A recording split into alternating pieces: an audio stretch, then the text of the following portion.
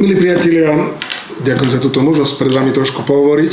Čo chcem povedať je, za tie roky otázka je, že čo ohrozuje naše deti. Ako pohľad rodiča, ja som detský lekár, pohľad detského lekára, človek, ktorý bol aj náhradný rodič, mám 4 deti, 2 vnúčatá a zároveň som sa dlhodobo venoval odboru, ktoré sa volá, že prenatálna ranodetská medicína a ranodetská psychológia. Čo znamená, že čo dieťa prežíva v tom ranom detstve a čo potom prežíva v tom neskoršom období zhruba do 3, 4, 5 rokov. Možno po tých rokoch, ktoré ja samozrejme doplnené skúsenostiami detí, ktoré vyrástli mimo vlastnej rodiny, tam deti z detských domov, ktoré boli naozaj takou určitou veľkou školou, čo dieťa získava, čo stráca, čo sú pre ňo dôležité veci, čo sú menej dôležité. Možno chcem shrnúť len toľko, že každé dieťa má v sebe viacero takých by som povedal zložiek toho, čo s ňom vychovávame, to, čo v ňom rastie. Iné je to fyziológia. Na všetky tie veci to máme odmerať, okrájať. O tom sa rozdeľa píše, o tom nechcem hovoriť. To je to, čo dneska naše deti samozrejme výživa, zdravé stravovanie, šport a tak ďalej. To je téma, ktorá sa veľa píše a to je príklad, že tu sa až toľko chyb nerobí. To isté je taká tá stránka sociálna, znamená, deti sa rozumová, by sa to mala nazvať. Deti naozaj sú dneska vychovávané v škole, môžeme diskutovať o tom, či je to dobrý systém, zlý systém. Po racionálnej stránke naše deti sú, myslím, že veľmi vyspelé a veľmi dobre sa chytajú, veľmi dobre fungujú.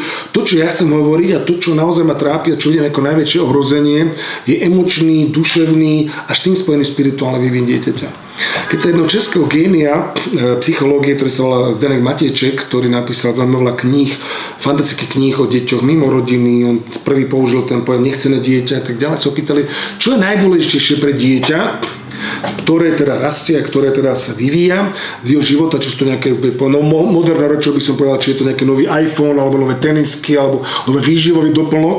On povedal veľmi zaujímavú vetu. Najdôležitejšie pre dieťa je istota vo vzťahoch. Ak dieťa má, sa vyvíja úplným spôsobom, ako keď ju nemá. A tu chcem povedať práve na poznatkoch skúsenosti práce s deťmi, ktoré vyrastali mimo rodiny, a takisto aj na poznatkoch prenatálnej medicíny a na poznatkoch, čo dieťa vyvíja v tomto rannom detstve, je to, že my to každý z nás veľmi skoro vníma emočným spôsobom. Poviem príklad, idem zo skúšky a vnímam v realitu racionálnym spôsobom, keď si na to spomeniem racionálnou pamäťou, chrlím dátumy, všetky možné kontakty, všetky odôvodnenia. Keď si spomeniem emočnou pamäťou, tou duševnou pamäťou, v tej chvíli sa smejem, plačem, prežívam to, hnevám sa, zúrim a tak ďalej. A toto je ten emočný svet dieťaťa a emočný svet každého z nás, ktorý je veľmi, veľmi veľký a sa ukazuje, že je rozhodujúci pre naše fungovanie. Znamená, že ten je rozhodujúci a ten ovplyvňuje všetky tie ďalšie ostatné. Čím tie dva svety sú prepojenejšie, tak tým viacej samozrejme lepšie to dieťa funguje. Čím sú odpojenejšie a problém dnešných detí je to, že tie emócie sa im odpájajú od všetkého ostatného, tým je problém. A tu nastáva totiž to celý ten problém asi v tom, že dieťa sú veci, ktoré tvrdia, že už od počatia, toto celkom nie je dokázané, ale vieme dokázať, že dieťa veľmi skoro začne emočne vnímať. Emočnou pamäťou, to znamená, cíti sa dobre, cíti sa zle, cíti sa prijaté, cíti sa neprijaté a tak ďalej, tak ďalej. Tieto pocity v ňom rastú, samozrejme to nie je chvíľkový stav, to nie je to, že práve sa mama nahnevala, tak teraz sa cíti neprijatý a už teraz to bude mať dôsledky. To nie je to. Dieťa dlhodobo vníma pozitívne signály alebo negatívne. Ak vníma negatívne signály, teda začneme tými pozitívnymi. Ak vníma pozitívne signály, to znamená cíti vzťah mami. Dneska vieme, že dieťa komunikuje s otcom maternice, so súrodencami. To znamená, naozaj dokonca vníma aj tieto také ľudí okolo nás. To je ako krásny príklad, mám taký poviem, že keď sme raz jedna dievčina z domova čakala dieťa a jedna žena ho hrozne nahovorila na potrat. A teraz to dieťa, tá dievčina z domova nešla ten potrat a vychovala krásne dieťa, sa narodilo, teda ona sa tam strašne tešila a tak ďalej. To dieťa bolo naozaj veľmi milé, veľmi také komunikatívne. Nedalo sa nevidieť, že k žiadnej žene prechovávala obrovský plač, keď ju to žena stretla. A to sa nedalo nevyjapiť, to není to vedecky dokázané, je to len teda empirická skúsenosť, ale nedalo sa nevidieť, že to bola presne tá žena, čo nahovorila na potrat. To sa to dieťa vyciťovalo. Pozor, tu je nejaké ohrozenie, ktoré týmto smerom ide. Pozor, tento hlas znamená niečo zlé pre mňa. Čiže čo chcem povedať, toto dieťa vníma. Toto sa mu, zaujímavé to, že dneska sú dokázané naozaj vety, že náš mozog sa podľa toho vyvíja. Keď sa dieťa vníma prijatie, sa cíti dôležito, som tu prijatý, viem príklad pre dieťa, ktoré sa narodí, zaplače, mamička dobe neprebali, vymojka a tak ďalej. To dieťa sa cíti sťažné a hlavne sa cíti veľmi dôležité a cíti sa veľmi prijaté. A toto v tej pocity, keď ňom prevládajú, Erik Erikson bol veľký americký psychológ, povedal, že zhruba v roku sa nám fixuje taký prapocit istoty alebo naopak prapocit neistoty. Dieťa, ktoré sa cíti milované, ktoré sa cíti prijaté, normálne milované, nemusí to byť fantastický rodič, takého na svete už nie. Hej, či bežný normálny rodič, ktorý miluje svoje dieťa, teší sa z neho, prijíma ho, sem sa nahnevá, to je normálne, hej, sem tam aj mu dá nejakú hranicu, ktorú dieťa potrebuje. To dieťa sa mu zhruba v roku zafixuje pocit istoty, dôvery a pocit bezpečia. A to sú základné prapocity, ktoré dieťa na nich stáva. To znamená, to je ako taký most, ktorý sa postaví, také zlešenie, ktoré sa postaví na pevných nohách. To je ako dom na skale, biblicky povedané. Naopak, ak dieťa sa dostane do pocitov neistoty, a to sú dlhodobé pocity, hej, sa raz jedna mamička pýtala, že ja som sa v 3. mesiaci povedala s manželom, bude moje dieťa posunuté. To je nezmysel, samozrejme, emočne myslím teraz, nie telesne, hej. To je nezmysel, ale keď dlhodobo dieťa cíti neistotu, dlhodobo poznám dievčinu, ktorá bola malá, 3 mesiacov mama neprebalila proste, čo tam načí. To sú veci, ktoré dieťa cítilo dlhodobo ohrozenie. Za prvým rastie pocit zbytočnosti. Na čo som tu? Rastie nám pocit, ako mám hodnotu. Rastie nám pocit to, že som tu neprijatý. Čiže to dieťa, keď prevažujú tieto zlé negatívne pocity, tak tedy sa mu dieťaťu zafixuje taký prapocit neistoty, prapocit ohrozenia, prapocit nebezpečia, ohrozenia. A dneska je dokázané, tieto prapocity, na nich sa stavajú ďalšie naše psychické deje. To znamená, ja poviem príklad, dospelo sa cítim stále neistý. Stále. To znamená, to človeka prenasleduje taký pocit neistoty. To nie je vysvetliteľný celkom pocit. To je pocit to, že určite zlyhám, určite sa mi nepodarí, určite toto. Taký pocit možno určite takého vnútorného až pesimizmu. A samozrejme vnútorný otázok. Tento pocit začal rásť niekde hlboko v ranom detstve. A toto dneska vieme, že dokonca vieme, že dneska do 3. roku sa nám vytvorí 80 až 90% našej mozgovej činnosti. 90% našich synaptických spojení sa vytvorí 3. roku života. Dneska vieme, že od 2. mesiaca prenatálneho, po 2. mesiac, rok po narodení, to zrátal veľmi presne, jeden Eliot sa volal, neurofyziolog, a on povedal, že od 2. mesiaca, ako som povedal prenatálneho, do 2. roka po narodení sa nám vytvorí 80 až 90% našich synaptických spojení. To znamená, naša inteligencia sa formuje veľmi výrazne v tomto veku. Ak sa dieťa cíti prijaté, ako keby ste rástli v termálnej vode. To je teplúčka, krásna voda, všetko živiny, všetko má. Všetko sa vyvíja. Čiže to, čo som dostal od matky prírody, teda od Pána Boha v genetike, to sa mi optimálne vyvinie v tým, že sa cítim prijatý a milovaný. Ako náhle sa cítim teda neprijatý, nemilovaný, to viete, keby ste mali nehali nejakú zeleninu raz v ľadovej vode. No tak čo tam môže raz? Niečo narastie síce a to presne sa deje a naozaj to sú dneska dôkazy o tom celom, že dieťa, ktoré sa vyvie v takýchto chladných, zlých vzťahoch, tak jemu sa zafixuje prapocit neistoty, ktorý sleduje až tomu, že jeho nervové schopnosti neurobiologické sa nevedia tak optimálne vyvinieť. Jeho mozog je slabšie vyvinutý, jeho predpoklady do ďalšieho vývinu sú problémové. No a tu niekde chcem povedať to, že tu je začiatok našich zdravých a nezdravých životov. Dneska to ešte sa čudujeme a to je jedna z vecí, ktorá najviac ohrozuje deti a mládež, na veľmi výrazne rastú psychické a duševné ochorenia detí a mládeže. Absolútne až taký alarmujúci údaj je to, že samovraždy mladistvých sú na 2. mieste počtu úmrtí detí. Hneď po autonehodách. Deti a mládeže. Hlavne teda tie mladiství. Samozrejme, neistota. Nestúpajú klasické psychiatrické ochorenia, ako demencie, organické ochorenia a tak ďalej. Dneska stúpajú, sa to nazýva, že afektívne, stresom podmienené poruchy. To znamená, že dieťa sa cíti neisto, v strese, presne to, čo hovorím, v ňom rastie ako problém a ten problém narastá, až to prepukne do depresie, úzkosti, fóbie. To sú najrozšírenejšie psychiatrické ochorenia. Keď sa opýtate mnohých tých, čo robia napríklad také občianske združenie IP, to znamená vynikajúcu poradňovú činnosť, hovoria, že najviac mladých sa do poradne obracia, nie preto, že sú chorí, alebo že majú ťažkým spôsobom nejaké spôsobom organické veci, oni majú pocit osamotenia. To sú veci, ktoré vedú samozrejme osamotenie v úzkosti, osamotenie v neistote a tak ďalej. Toto narastá, až to prepukne do ochorenia, ktoré už sa už ťažko lieši. Ťažké depresie a tak ďalej.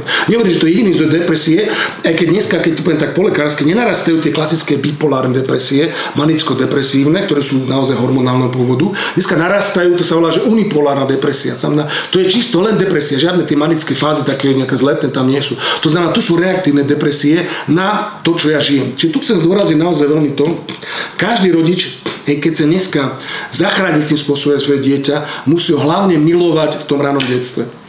Byť mu oporou, istotou, znamená byť pri ňom, to otec je tam extrémne dôležitý, samozrejme mamu nespochybne nikto, samozrejme to je súrodenci a tak ďalej, starí rodičia. Toto, keď to dieťa dostane do 3 rokov, posledné vedecké výskum ukazujú, že mu to pretrváva až na 95% celý život. Bude mať problémy, bude sa mu komplikovať život, ale sa z toho rýchlejšie dostane. Tí, čo majú naopak tieto problémy, boli neprijatí, nechcení, sú na križovatke. Ak im to niekto nahradí, a dobrá správa, že to môžeme nahradiť, či už je to naozaj to môže byť, mama sa môže spamätať, otec sa môže spamätať, môže sa spamätať celá rodina, môže sa akože zahradiť do starí rodičia, náhradní rodičia, aj dobrý detský domov. V tom prípade to dieťa má obrovskú šancu žiť normálny život. Ak mu to nikto nenahradí, ukazuje sa, že na 70% týchto detí má potom dlhodobé vážne problémy, ktoré z toho celé sú. Hej.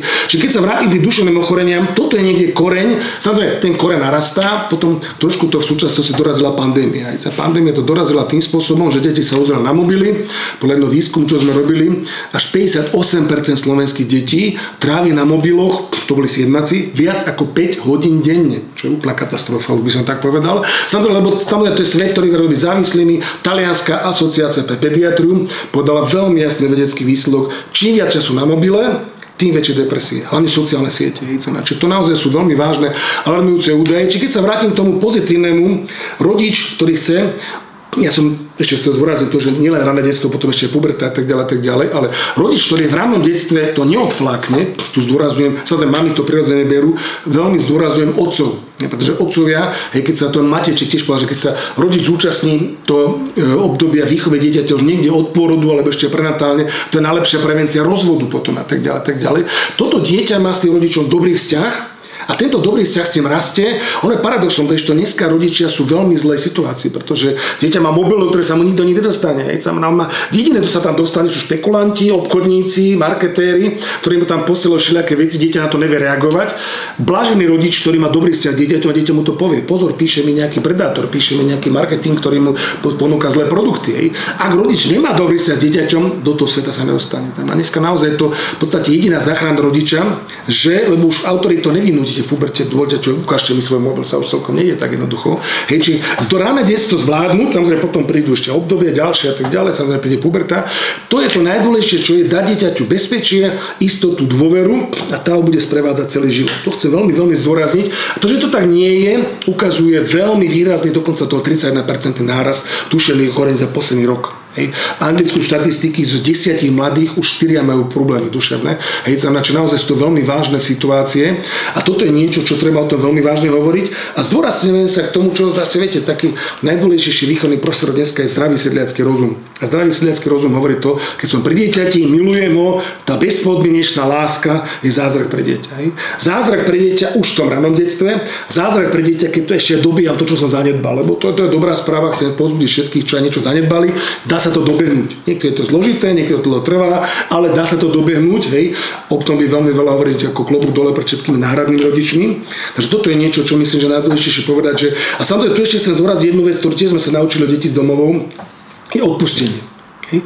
Ono to ešte sa ukázala jedna zaujímavá vec. Deti, ktoré majú v detstve veľmi vysoký stres, a tu sa zdôrazní ešte jednu vec, jedna sexuologička povedala, ono to ako to súvisí s budúcim životom. Čím chladnejšie rané detstvo a neistejšie, tým väčšia sexuálna promiskuita v dospelosti. To sú tie veci úzko prepojené veľmi výrazne v tomto celom. A keď sa vrátim k tým emočnému životu, to znamená, dneska sa ukazuje, že ten emočný svet dieťaťa a racionálny, on komunikuje cez taký malý orgán, čo sa volá amygdala. Hej.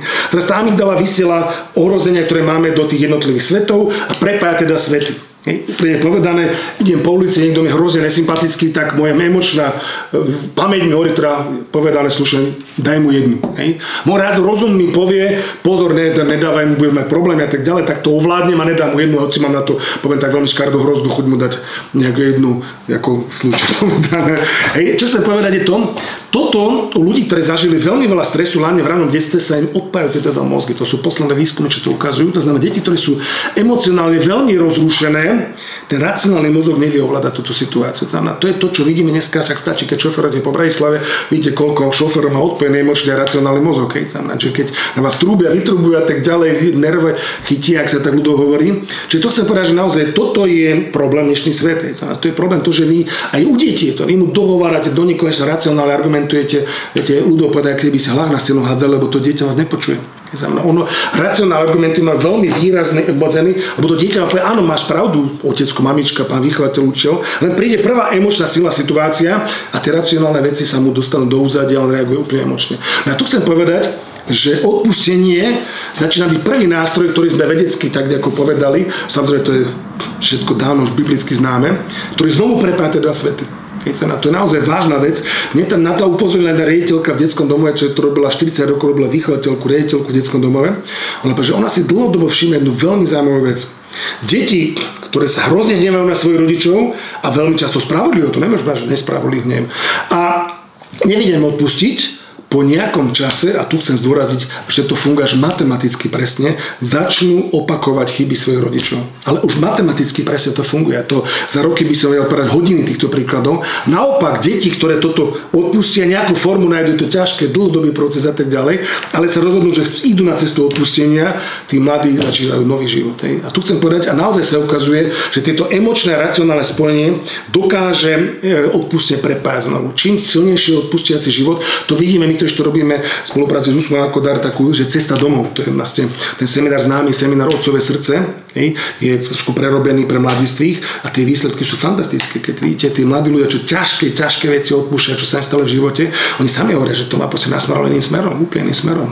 Že tu chcem povedať, že rodič, ktorý bezpodmienečne miluje svoje dieťa, samozrejme dáva mu aj hranice, to chcem zvoraziť, lebo zase rodič, ktorý nedáva hranice, robí zle svojmu dieťaťu, to sa odbočím, ale sa raz pýtal jedného mladého, čo robí dlhodobo s narkomanmi, tá mladého už takého skúseného človeka, kto sú najrizikovejší mladí ľudia do narkomanie. A on povedal, že tí, čo boli z veľmi zlých a rozbitých rodín, to je prvá skupina, ale hneď na druhom mieste boli mladí ľudia, ktorí nikdy nemali určené svoje hranice. A tu je naozaj vážna vec, ak chcem zdôraziť. Rodič dáva ľavou rukou, miluje to dieťa, to je to od srdca, pravo dáva hranice. Na medzi týmto spojivo to je to odpustenie. A ktorý rodič takto vedie svoje dieťa, mu garantujem, že naozaj sa to dieťa dostane postupne do dobrého sveta.